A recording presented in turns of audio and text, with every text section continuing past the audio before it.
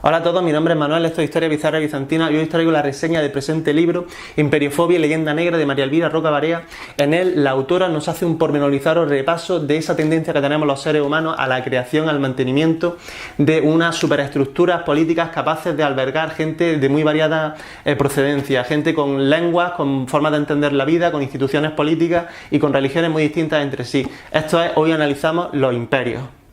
En efecto, según María Elvira Roca Barea, el fenómeno de los imperios ha acompañado siempre al devenir humano. De hecho, muchos han sido los intentos de consolidación imperial y muy pocos los que realmente han llegado a consolidarse, a ser un imperio sostenido en el tiempo. Como ejemplos de fracasos imperiales tenemos, por ejemplo, el de Francia, que es un fracaso doble, puesto que fracasa en primera convocatoria en la creación de un imperio cuando en la Guerra de los 7 años los británicos desalojan a los franceses de la India y de América del Norte a cañonazos, y luego fracasa posteriormente en una segunda intentona de creación imperial, esta vez en Europa, en el fugaz y sumamente sanguinario Imperio Napoleónico. El gran imperio fracasado por excelencia probablemente sea el de Alejandro Magno, que durante 12 años tiene una campaña arrasadora, la que conquista gran parte del mundo conocido,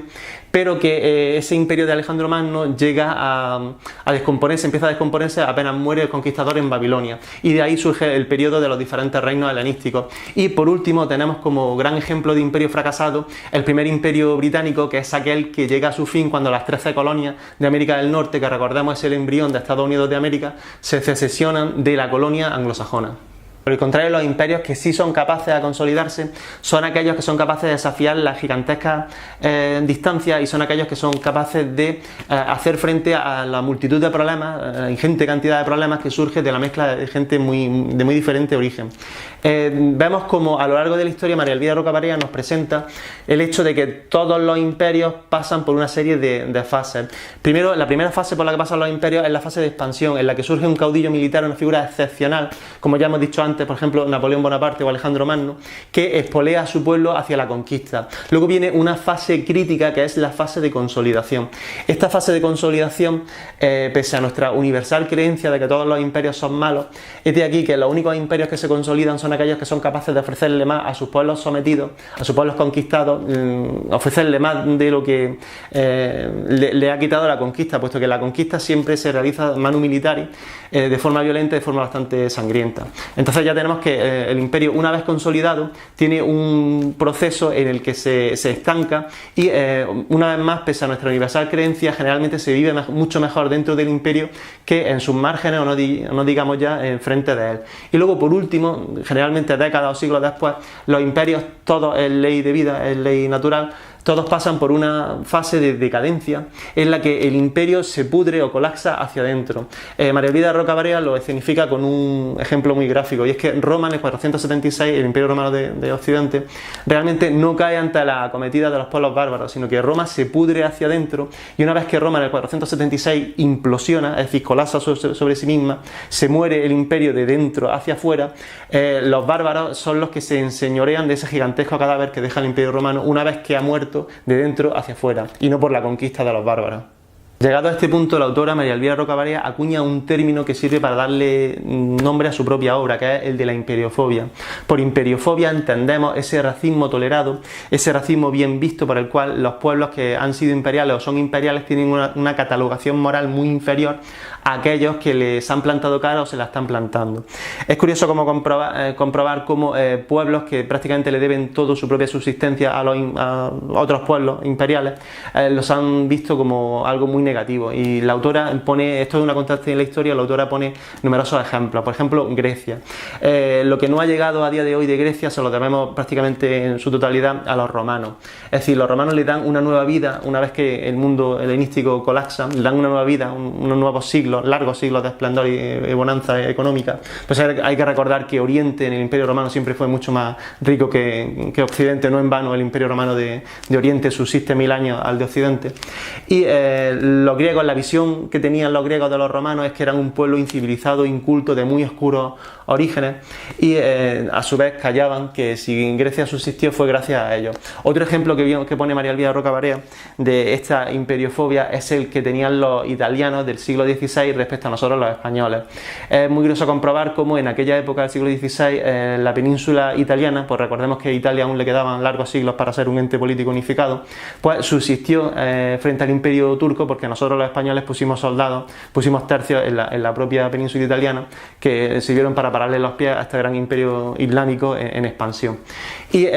los italianos nos lo agradecieron, pues diciendo que nosotros los españoles éramos bárbaros, incivilizados, incultos, y la nota de originalidad que tuvieron los italianos frente a los españoles era decir que nosotros éramos malos cristianos, puesto que en algún momento, en algún periodo del devenir histórico, Hispania, que descendía de la Hispania romana, había perdido esa pureza de sangre romana, ¿no? Y se había mezclado con pueblos con sangre de aquella manera, ¿no? Como por ejemplo los godos, por eso decían que éramos un pueblo medieval, o como los semitas, tanto árabes como judíos, o sin ir más lejos los norteafricanos. Por último hay que decir que por imperiofobia entendemos esa suerte de envidia que sienten aquellos que pertenecen a un pueblo conquistado ante la pujanza económica, militar, cultural, a todos los niveles, de un pueblo que los está sometiendo, aunque muchas veces se están beneficiando estos mismos sometidos de esa pujanza y del poder y del esplendor de ese imperio.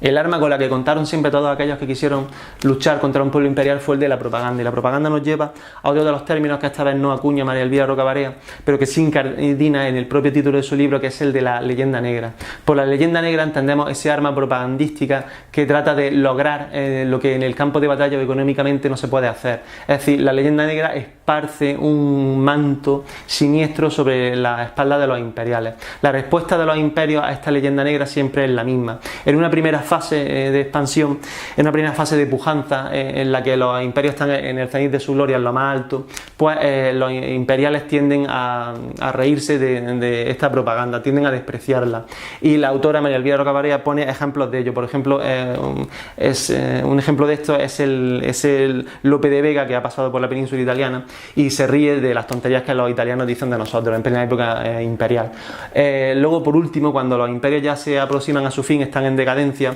pues siempre, y esto también es curiosamente ley de vida, los pueblos imperiales asumen como propio, es decir, asumen como verdad, como auténtico dogma de fe, esa propaganda que los pueblos antiimperiales han vertido sobre ella, es decir, se apropian de su propia leyenda negra. Como ejemplos de herramientas de la leyenda negra, por un lado tenemos el imperio inconsciente. Este imperio inconsciente trata de argumentar, por ejemplo, en el caso de España, de que nosotros llegamos a conquistar el mundo, bueno, por una suerte de carambola, muchas bandas, en la que básicamente los españoles no hicimos nada, sino que pegamos un par de cañonazos por aquí, nos encontramos con la India por allí y tuvimos una sucesión de afortunadas herencias. Esto es una tontería nada más lejos de la realidad, puesto que si se analiza la política de enlaces matrimoniales de los hijos de los reyes católicos, vemos como todo lo que les pudo salir mal les salió mal, y que la muerte trabajó a destajo para que la corona hispánica recayera en las manos de Carlos I de España y V de Alemania. Por otro lado tenemos la ley del silencio. La ley del silencio, como su propio nombre indica, trata de silenciar las miserias propias de los pueblos antiimperiales, trata de silenciar esas matanzas, esos genocidios que también hacen los pueblos antiimperiales, ellos que tan buenos son, y trata de magnificar hasta lo rocambolesco, hasta el absurdo, esas victorias reales o inventadas generalmente de los pueblos que luchan contra los imperios. Para ejemplificar todo esto, María Elvira Roca Barea analiza en su libro imperios tanto vivos como muertos. Por imperios muertos hay que decir que analiza el imperio romano y el imperio español, e imperios vivos, imperios hoy día vigentes, está el de Estados Unidos de América y el de Rusia. Hay que hacer un inciso para que entendáis que nuestra concepción de la historia cambia con el devenir de los siglos. Por ejemplo, la historia que a día de hoy tenemos asumida como tal los europeos se escribe en el siglo XIX, que hay que recordar que es el gran siglo norteño, protestante, anglosajón, germánico, es el siglo en el que Inglaterra es primera potencia mundial, es el siglo en el que Alemania se consolida como Estado y viene pisando fortísimo, y es el siglo en el que los Estados Unidos de América empiezan a decir aquí estoy yo. Esto nos lleva, por ejemplo, a que el Imperio Romano en el siglo XIX se ha tenido en cuenta como un imperio vicioso, decadente, corrupto, cobarde, sureño, y su catalogación moral sea muy negativa. Felizmente en las últimas décadas, merced a series de televisión y al auge enorme de la literatura de ámbito histórico, el Imperio Romano ha sido devuelto al lugar que se ganó a pulso y del que los norteños y protestantes decimonónicos nunca deberían de haberlo sacado. Es muy curioso comprobar cómo la leyenda negra de dos imperios como el ruso o el de los Estados Unidos de América provienen del mismo país, de Francia, la misma Francia que a lo largo de su historia ha intentado consolidar reiteradamente un imperio próspero y no lo ha logrado nunca. Ha tenido numerosos intentos, el primero tal vez fuera el de ese reino cruzado latino que tuvo como consecuencia la primera cruzada, que cayó en manos de los musulmanes. Luego Francia se ve expulsada de América del Norte, de la India, de la propia Europa en la fugaz y sanguinaria aventura napoleónica, y para resarcirse de todo esto, para resarcirse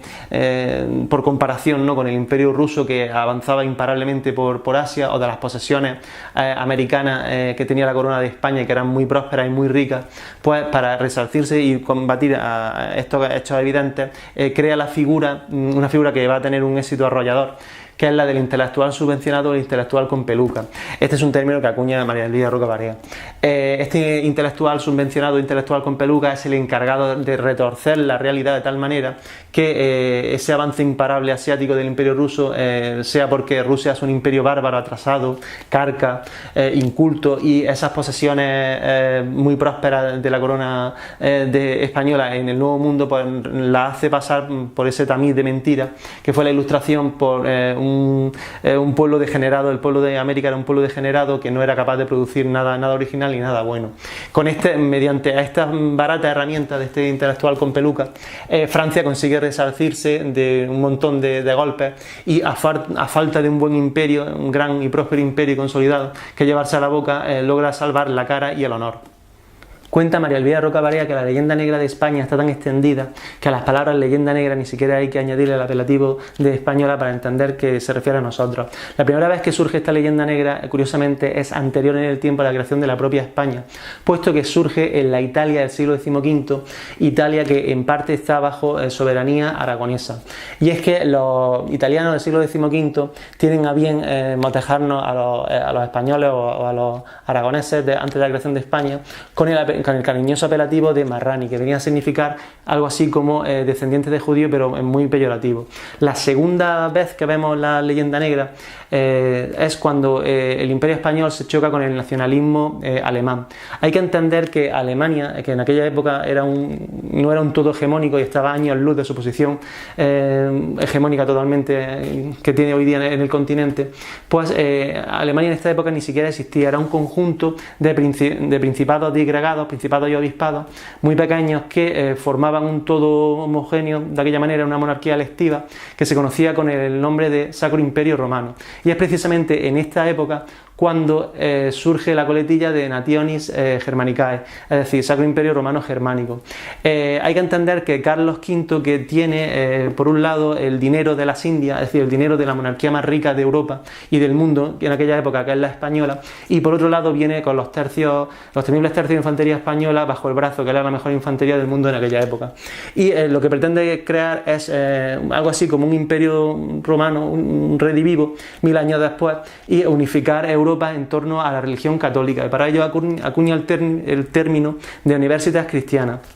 Cómo las clases gobernantes de esos pequeños principados alemanes se sienten amenazadas ante este poder enorme que está surgiendo debajo de sus narices, pues intentan atacar las universidades cristianas en la línea de su flotación, y para ello se sacan un nuevo profeta de la manga, Lutero, y una nueva religión, el protestantismo, que viene a combatir esta universidad cristiana basada en el catolicismo. Lógicamente, la coartada moral para escindirse del poder de Roma es el oscurantismo y el fanatismo que trae aparejado a todos aquellos pueblos que están sometidos al poder de los papas. Obviamente, la nueva religión, el protestantismo, trae la cultura, el progreso, la prosperidad debajo del brazo. Y es curioso que para legitimar todo ello se echa mano de una institución que había estado representada en todos los países europeos, que es la Inquisición, y se nos cuelga a los españoles en exclusiva. Poco importa la realidad, poco importa que en la misma Francia la Inquisición Inquisición matara a mucha más gente que en España, o poco importan, puesto que se silencian, en virtud de esa ley del silencio a la que ya hemos hecho mención, la cantidad de matanzas y genocidios que hay sobre población católica en países como Alemania, Inglaterra, Holanda. Es precisamente Holanda un discípulo aventajado de Alemania en este sentido, puesto que imprime una página, ya vamos por la tercera, de la leyenda negra, por la cual Guillermo de Orange inunda el mundo entero y en general, y especialmente el continente europeo en particular, con propaganda en la que los españoles somos representados como auténticos cerdos, literalmente. Son grabados bastante conocidos, bastante famosos, en las que los españoles somos cerdos que osan hollar la protestante, rica, culta, tolerante y hacendosa Holanda. La de la leyenda negra es una historia que muta y no deja de crecer. Sin ir más lejos, Francia en la Ilustración volcó toneladas ingentes de odio contra España, de hispanofobia en las venas del continente europeo. Es curioso como cuando ya llega la disolución imperial de España, esas generaciones que son coetáneas de ellos, esas generaciones que pertenecen a la primera mitad del siglo XIX, cuando se pierde la práctica totalidad de las provincias, y muy especialmente a las generaciones que les tocó vivir el desastre de 1898, cuando ya se pierden los restos del naufragio, hacen suyo, como ya hemos dicho antes, los dogmas de fe del enemigo, es decir, la propaganda antiespañola, es decir, la leyenda negra. Y de esta forma somos testigos de un hecho muy curioso, y es que se soslayan esos largos siglos de prosperidad y crecimiento y de paz que hubo en América, y de esta manera los propios españoles nos creemos que si España acabó, no fue por los vicios y la decadencia de las generaciones a las que les tocó enterrar el imperio, sino porque España venía truncada desde el momento de su nacimiento, puesto que era un imperio sureño, mediterráneo, católico, cruel, intolerante, etcétera, etcétera. Para legitimar esta curiosa y falsa idea, muy extendida a día de hoy, se compara los Estados Unidos de América con las repúblicas hermanas de Hispanoamérica, y se dice que Estados Unidos, a día de hoy, como bien sabéis, primera potencia, bueno, pues es primera potencia, es un éxito a todos los niveles, porque fueron una colonia anglosajona, fueron una colonia norteña, protestante, hacendosa, una colonia en la que cada uno podía rezar al Dios que quisiera, una colonia tolerante en definitiva, y mientras que el fracaso social, económico y político de Hispanoamérica a día de hoy, esto es así, duele decirlo, pero es más que evidente, pues se debe al hecho de que son una colonia española, con lo cual heredaron nuestros pecados, ¿no? Y la verdad es que nada más lejos de la realidad. De la misma manera que en el 476, cuando cae Roma, gran parte de Occidente, bueno, la práctica totalidad de Occidente, salvo tal vez la península ibérica, puesto que la expansión musulmana aún está en contacto con Oriente, y tal vez Constantinopla, que también está en contacto con Oriente, pero lo que es la práctica totalidad del continente se sume en los largos, decadentes e irrelevantes siglos de la Alta Edad Media. Y es que eso es una tónica que vemos a lo largo de todos los siglos, que provincias que pertenecen a un imperio colapsado, una vez que muere el imperio, tardan muchos siglos en levantarse, puesto que tienen que pasar por un periodo medievalizante, por un periodo feudalizante. Y esto es justamente lo que a día de hoy está sumido en ello la República Hermana de Hispanoamérica, que desde aquí deseamos que ojalá salgan pronto de ese periodo feudal y vuelvan a ser un exponente internacional de lo que fue España, de la hispanidad, ya que me temo que la España peninsular jamás podremos decir algo así de ella. Imperiofobia y leyenda negra está editado por la editorial Siruela, siendo su primera edición de octubre de 2016 y la reseñada la tercera de enero de 2017. A día de hoy me consta que va por la octava, por la novena, con lo cual este libro ha sido un más que merecido éxito. Cuenta con tapa blanda con sobrecubiertas, está montada en una edición bastante agradable, no tiene muchos artificios, tiene algunas reproducciones de cuadros, de grabados, de mapas en blanco y negro, pesa poco, con lo cual sienta muy bien a la mano, tiene un total de 460 páginas y puede ser encontrado en comercio a un precio de 26 euros. La autora de Imperiofobia y leyenda negra es María Elvira Roca Barea. Hasta donde alcanzo, esta señora es catedrática de instituto, también es historiadora, ha trabajado en el CSIC y ha impartido clases en la Universidad de Harvard. María Elvira Roca Barea ha escrito numerosos artículos en revistas especializadas y ha sido conferenciante dentro y fuera de España. Para finalizar tengo que decir que me ha gustado muchísimo Imperiofobia, leyenda negra de María Elvira Roca Barea, que es un libro que tiene tesis muy aventuradas, tesis que podríamos catalogar como radicales. Una de ellas es que los imperios realmente no son tan malos como nos han maleducado para que pensemos, y la segunda es que a los españoles nos desprecian porque siglos A lo fuimos todos. La situación de España hoy día no es fácil, de hecho es bastante difícil, puesto que la práctica totalidad de la historia que nos ha llegado, la historia que nosotros aceptamos como cierta, se escribió en el siglo XIX, cuando naciones protestantes estaban en lo más alto, cuando Inglaterra gobernaba el mundo, o cuando hubo un montón de naciones que estaban surgiendo y que escribieron su propia historia, el nacionalismo de esos países. Estoy pensando en Alemania o en Italia, por ejemplo, y claro, lógicamente los nacionalismos se tienen que son dialécticos, ¿no? Tienen que legitimarse en pugna con alguien, y ese alguien fue el primero de los grandes imperios europeos, que fue el español. La situación de España a día de hoy es asimilable a la de una minúscula ardilla, puesto que hay que reconocer que España a día de hoy en el concierto internacional pinta entre poco y nada, que arrastra una gigantesca cola de mentiras, de engaños y de tergiversaciones, que es su leyenda negra. Esto cada pocas generaciones nos toca pagar por ello, y sin ir más lejos, en la última crisis de deuda, que aún más o menos no asola, pues todos los países, no solamente España, sino que todos los países no protestantes, Grecia, Irlanda, Portugal o Italia, los denominados como pits, cerdos, cariñosamente por los protestantes, pues hemos tenido niveles artificialmente altos de deuda soberana, mientras que Alemania, la protestante, culta, tolerante y hacendosa Alemania, ha salido sumamente reforzada y en posición hegemónica, claramente hegemónica de esta crisis. Una Alemania que hay que recordar en 1988, en fecha tan reciente como 1988, ni siquiera existía, y que a principios del siglo XX llevó dos veces al mundo en general y a Europa muy especialmente en particular a la catástrofe, puesto que después, acabada la Segunda Guerra Mundial, en 1945, Europa es un continente que ya no solamente no gobierna el mundo, sino que pinta bastante poco y está satelizado por las dos grandes potencias, Estados Unidos y la Unión de Repúblicas Socialistas Soviéticas. En definitiva, y por último, este libro me ha encantado muchísimo, de verdad. Recomiendo encarecidamente su lectura a todos aquellos que quieran saber qué significa ser español y qué precio hay que pagar por ello. Y esto ha sido todo. Hasta aquí llegó la reseña de Imperiofobia, leyenda negra de María Elvira Roca Barea, un libro absolutamente recomendable. Dame un like para recompensar mi trabajo. Si tienes alguna duda, sugerencia o inquietud, por favor no lo dudes y déjamelo en comentarios. Suscríbete para estar atento a las novedades del canal y nos vemos en la próxima video reseña. Vale.